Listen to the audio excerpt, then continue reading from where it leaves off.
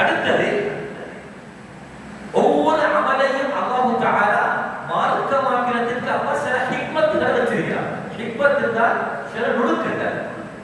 உலஹியாவுடைய நுணுக்கம் ஹிக்மத் 4 விடயம் எழுதப்பட்டிருக்கு. ஏன் அல்லாஹ் தஆலா உலஹியாவை எங்களுக்கு அமலாக ஆக்கினார் என்றால் அதனுடைய ஹிக்மத்துகளால் ஒன்று ஷுக்ரன் லில்லாஹி அலா நிஅமி, அல்லாஹ் தஆலாவுடைய நிஅமத்துக்கு நன்றி செலுத்தும் ஒரு முறை உலஹியா கொடுக்கிறது.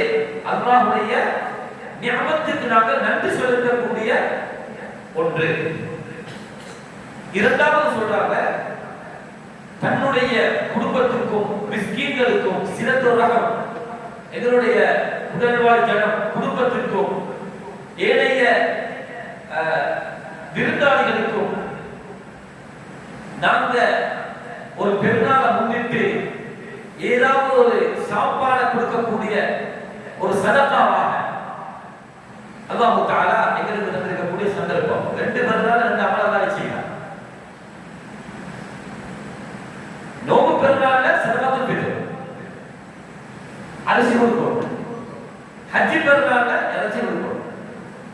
இது அல்லாஹ் தஆலா எல்லாரும் சந்தோஷமாக புசிக்கணும் என்பதற்காக வேண்டி அந்த ஹிக்மத் அல்லாஹ் தஆலா ஏற்படுத்தியிருக்கிறார்.